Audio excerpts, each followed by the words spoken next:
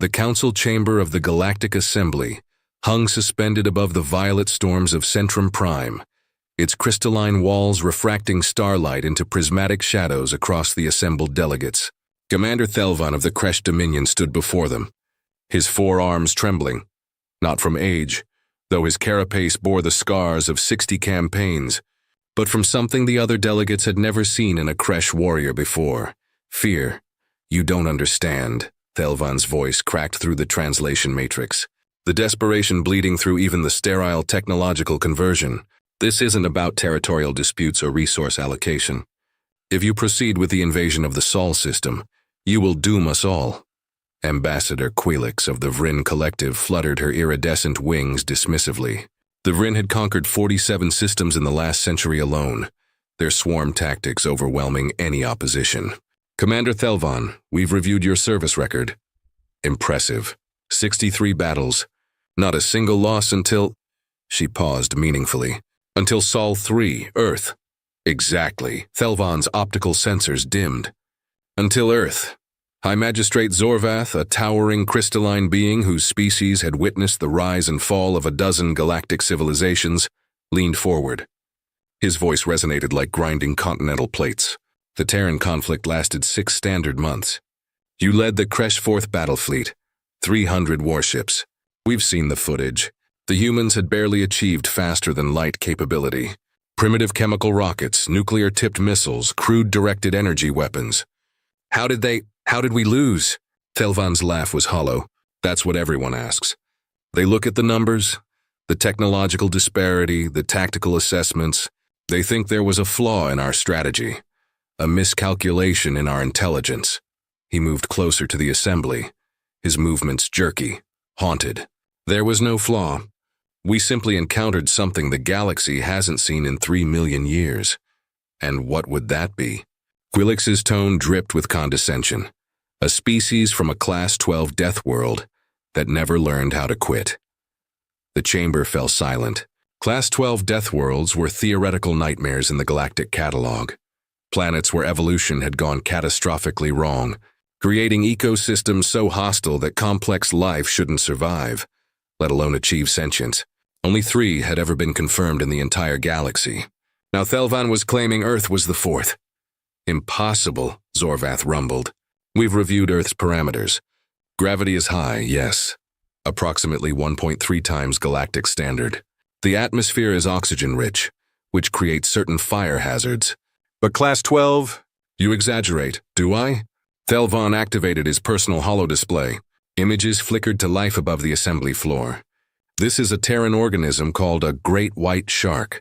It has remained evolutionarily unchanged for 400 million years because it achieved apex predator status and never needed to improve. It can detect electrical impulses in the water, has multiple rows of serrated teeth that regenerate throughout its lifetime. It can breach the surface of water with its entire 3,000-pound body." The assembly shifted uncomfortably. "This," Thelvan continued, swiping to another image, "is called a hippopotamus. Despite appearing docile, it kills more humans annually than any other large land animal on Earth.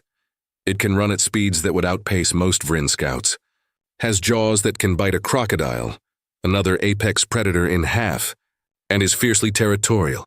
This is a cassowary, a bird. It cannot fly, but it has killed humans with its claws, which are sharp enough to penetrate Kresh combat armor. This is a box jellyfish, nearly invisible in water, whose venom can kill a human in minutes. This is a mosquito, an insect so small you can barely see it, yet it's responsible for more human deaths throughout their history than all their wars combined." Quilix's wings stilled. "What are you saying?" "I'm saying that on Earth death comes in every size from every direction, at every moment. The humans evolved in an environment where their own planet was actively trying to kill them.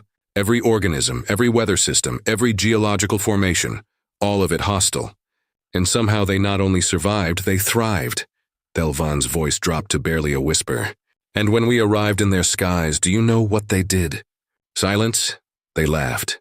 The memory haunted Thelvan every rest cycle. He had stood on the bridge of the Claw of Dominance, watching the blue-green planet rotate beneath them.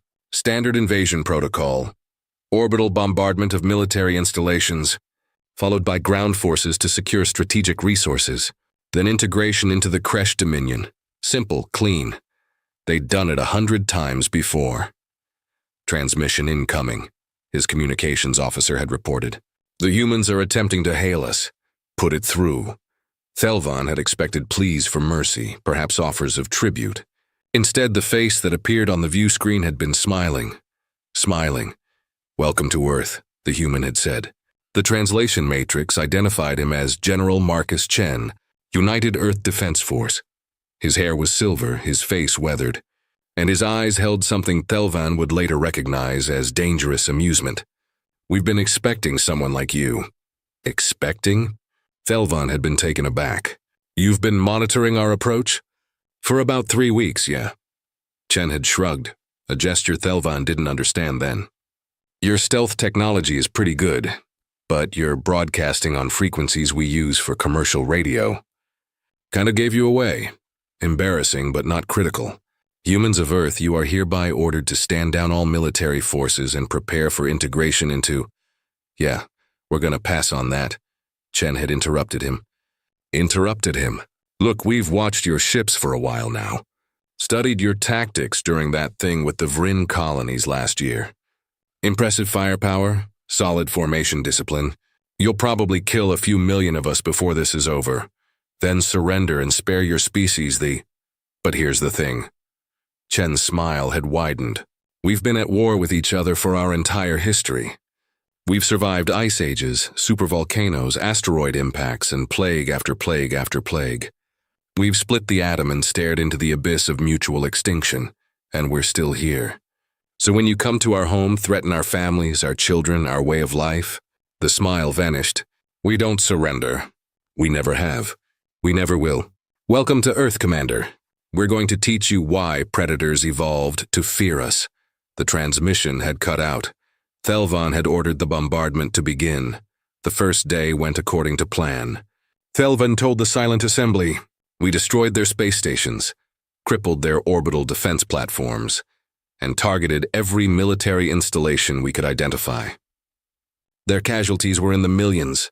We thought we'd broken them. He paused, mandibles clicking in what the other species recognized as distress. The second day, we learned what guerrilla warfare meant. The holo display shifted, showing grainy combat footage.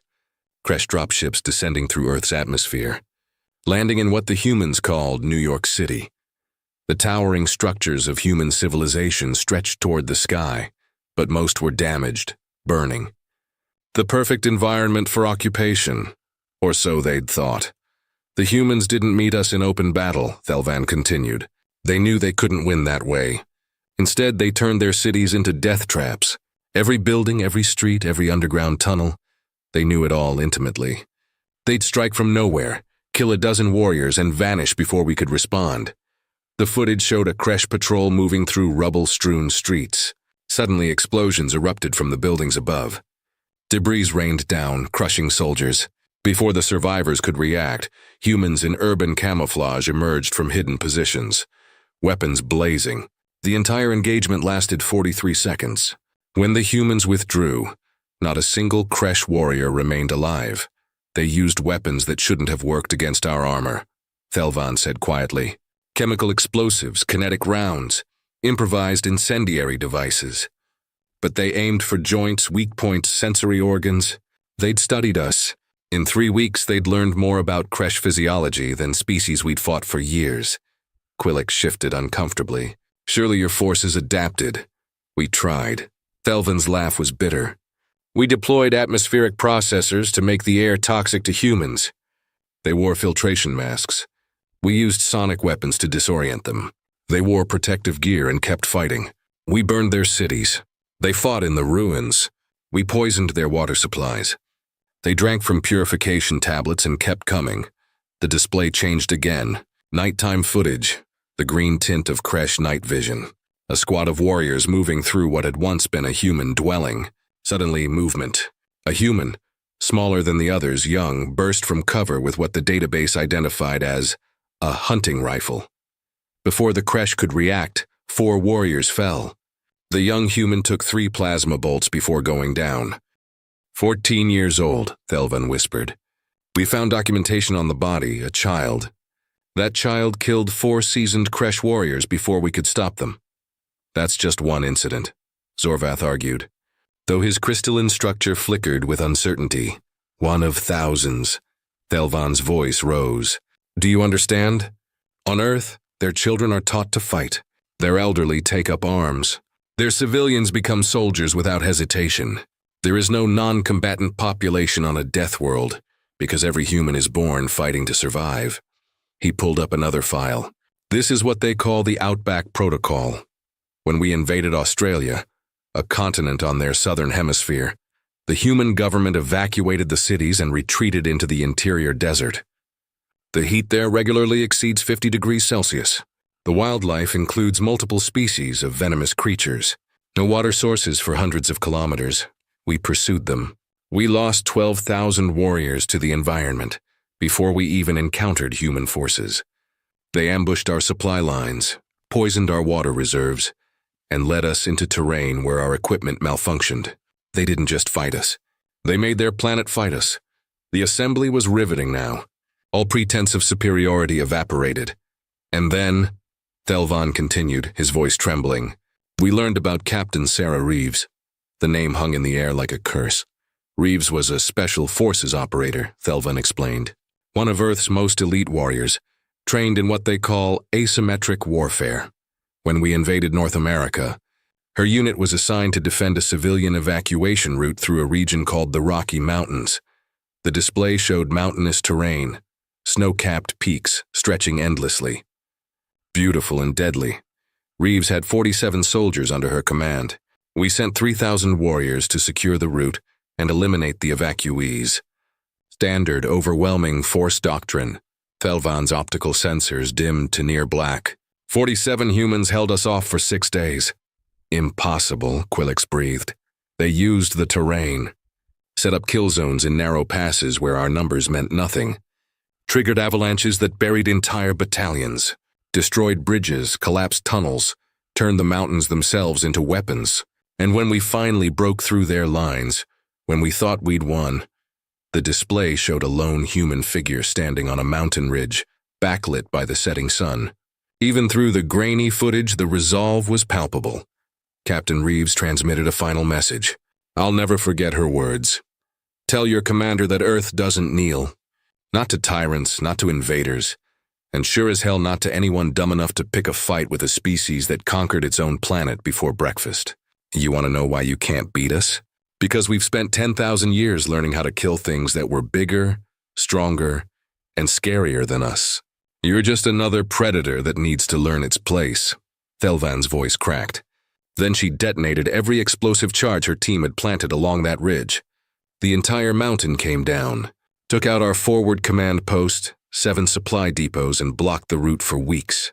2,000 Kresh warriors died in seconds. And Reeves? Zorvath asked quietly. They never found her body. But the evacuees made it to safety. All 37,000 of them. Silence filled the chamber.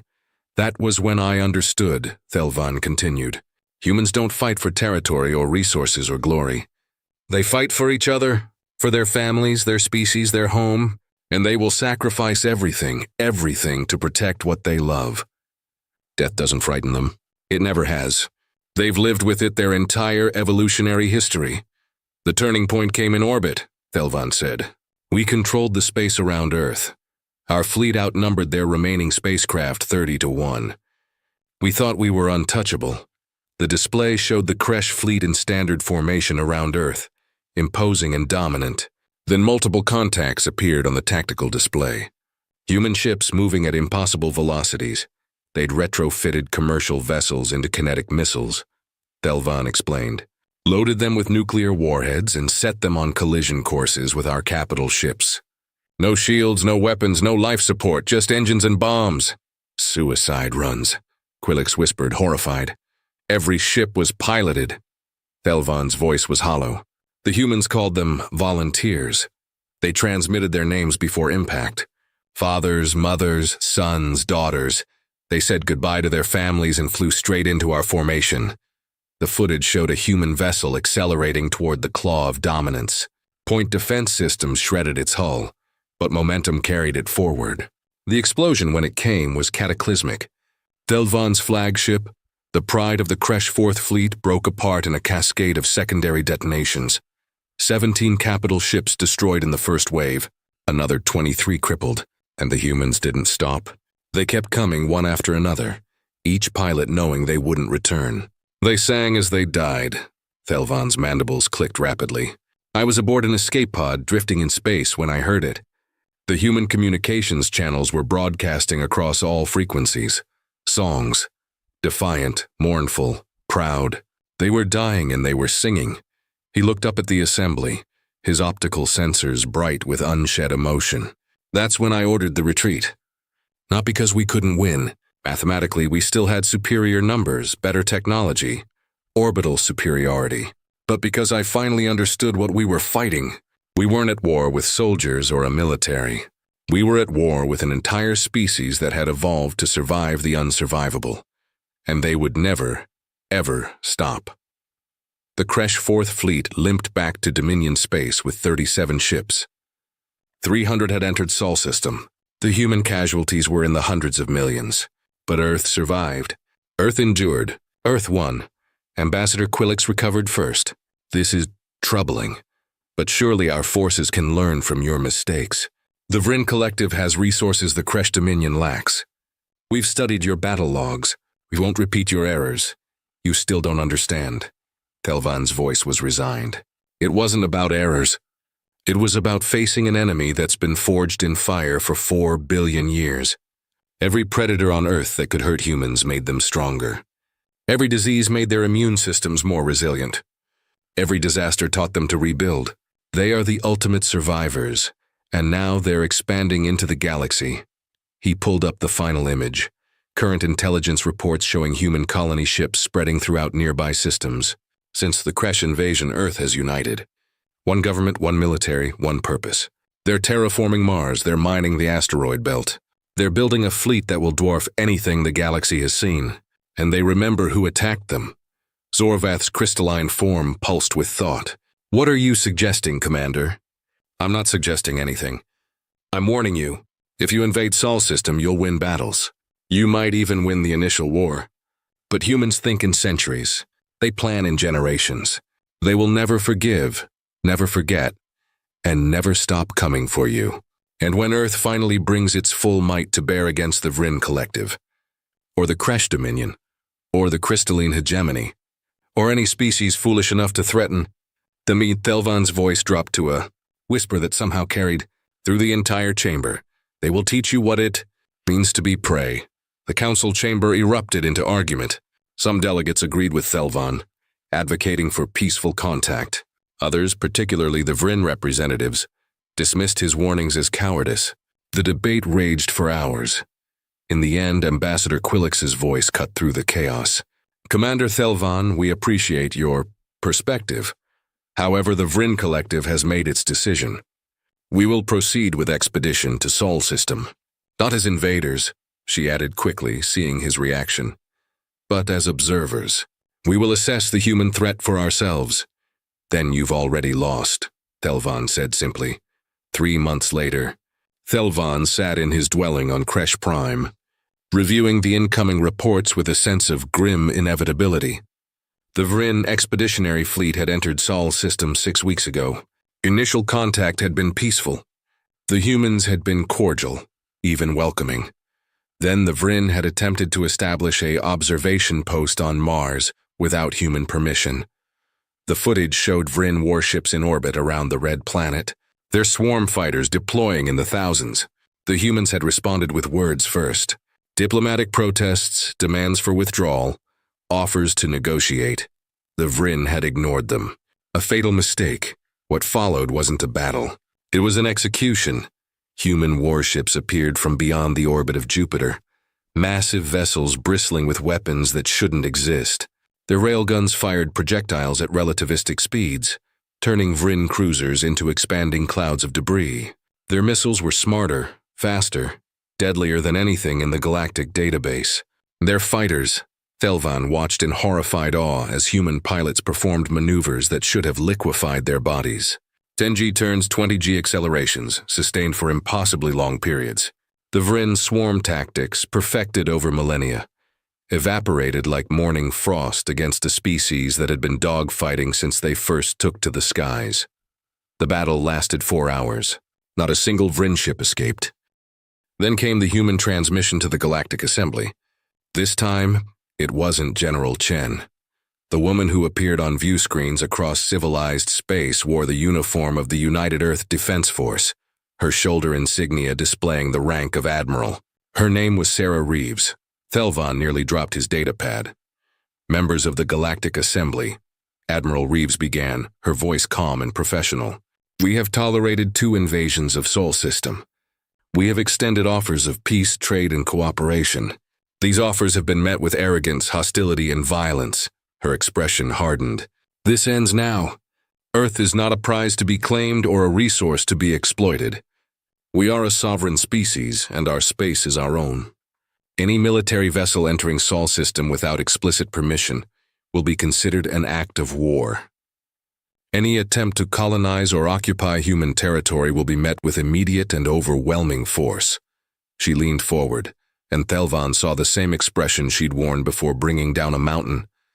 We didn't ask to join your galactic community. We didn't ask for your wars or your politics, but since you've decided to involve us, let me make something perfectly clear. Humanity survived the extinction of the dinosaurs. We survived ice ages and supervolcanoes. We survived ourselves. If you think you can subjugate us, invade us, or erase us, you're welcome to try. Her smile was razor-sharp. Just ask the Kresh how that worked out. The transmission ended. Within a month, Earth had established diplomatic relations with dozens of species, minor powers, fringe civilizations, anyone who wanted protection from the major empires. Within 6 months, the Terran coalition included 47 member species. Within a year, human technology had revolutionized galactic society. Their medical science, forged in combating Earth's countless pathogens, was curing diseases that had plagued the galaxy for millennia.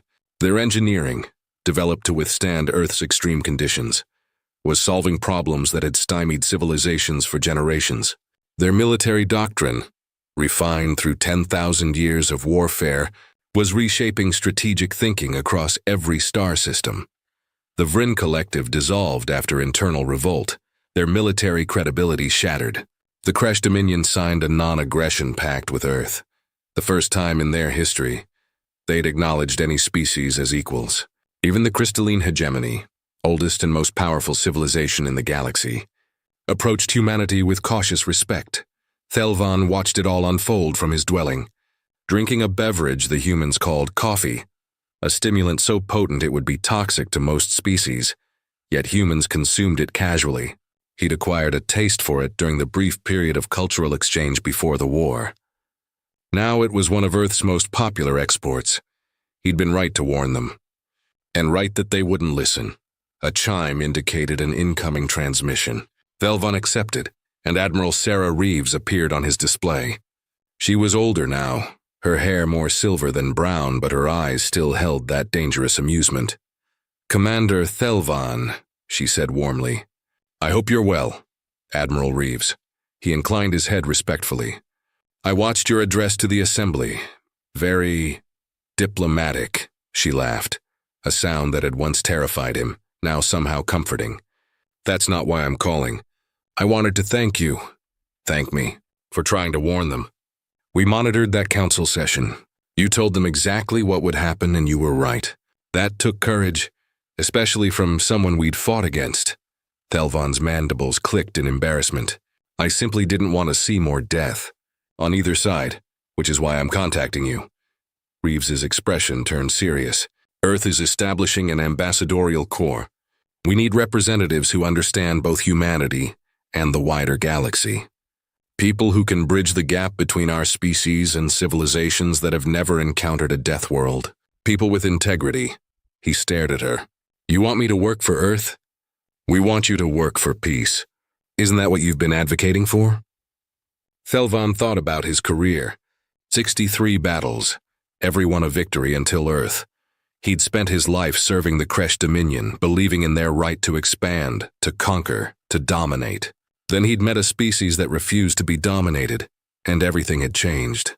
"I would be honored," he said quietly. Reeves smiled. "Welcome to the team, Commander. Or should I say Ambassador Thelvan." 10 years later, Thelvan stood once again in the council chamber of the Galactic Assembly. But this time he wasn't alone. Admiral Reeves stood beside him, flanked by representatives from the Terran Coalition, a gathering of species that had found in humanity not conquerors, but protectors.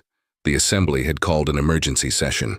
Pirates from the Outer Rim had been raiding colony worlds, growing bolder with each attack. The major powers were too busy positioning themselves against each other to respond effectively. "The Terran Coalition offers its assistance," Reeves announced. "Our fleet will patrol the affected regions and protect all civilian vessels, regardless of species or affiliation." "And what do you want in return?" Zorvath asked. The crystalline hegemony representative had learned to be wary of human offers. "Nothing," Reeves replied simply, "except maybe to remind everyone why Earth joined the galactic community in the first place." She activated a holographic display showing the Sol system. "We come from a world that tried to kill us every single day. A world where cooperation meant survival, where helping your neighbor wasn't charity but necessity, where standing up to bullies wasn't heroism but Tuesday." The display expanded, showing Earth in all its deadly beauty. Hurricanes swirling across oceans, volcanoes erupting, earthquakes reshaping continents, and through it all, human cities glowing like jewels in the darkness. "We learned a long time ago that the strong have an obligation to protect the weak, not because it benefits us, but because it's the right thing to do. You can call it naive. Hell, half our own philosophers have. But it's kept us alive for 10,000 years. And it's what makes us who we are." Reeves looked around the chamber, meeting the eyes of every delegate. "So here's what's going to happen. Earth's fleet will deploy to the Outer Rim. We'll stop the pirates. We'll protect your colonies. And we won't ask for anything in return, except that you remember something." She paused, and Thelvan saw the predator beneath the diplomat, the warrior who had brought down a mountain to save civilians. The species that had survived 4 billion years of evolutionary warfare. "Humanity has 2 settings, friend and threat. We prefer friend. We'll trade with you, laugh with you, share our culture and technology, help you solve problems that have stumped you for generations. We'll die protecting you if necessary. But if you betray that friendship, if you threaten those we've sworn to protect, if you mistake our kindness for weakness." Admiral Sarah Reeves smiled, and Thelvan saw every delegate in the chamber recoil slightly. "Then you'll learn why nothing on Earth ever evolved to hunt humans for long. Not because we were the biggest or the strongest or the fastest." She leaned forward, and her voice carried the weight of a species that had conquered death itself, "because we're the ones who became apex predators by refusing to die." The chamber fell into absolute silence. Then, one by one, the delegates of the Galactic Assembly nodded their acceptance. Some with relief, some with resignation, all with the dawning understanding that the balance of power in the galaxy had shifted forever.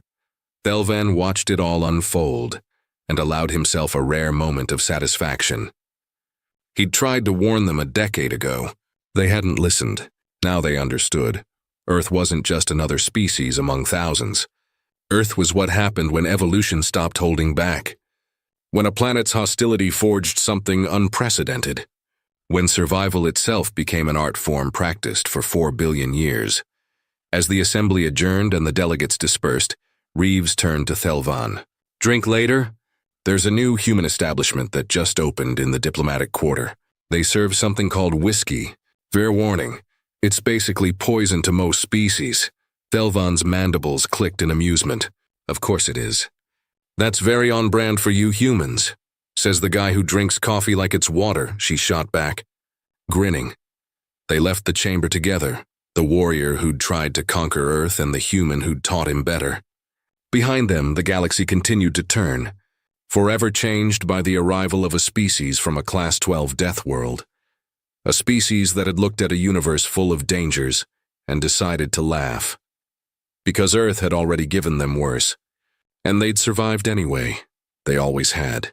They always would, and now, the galaxy would learn what Thelvan had tried to tell them from the beginning. You don't conquer Deathworlders. You don't subjugate them. You don't even threaten them unless you're prepared for the consequences. You just hope. Pray and thank whatever gods you believe in that when the humans come, they're wearing the smile of a friend rather than the teeth of a predator. Because in the end, the most terrifying thing about humanity wasn't their technology, their tactics, or their tenacity. It was that they'd give you every chance to be their ally before teaching you what it meant to be their enemy. And by the time you learned the difference, it was far too late to change your choice. The galaxy had been warned. Some had listened. The rest? They'd learn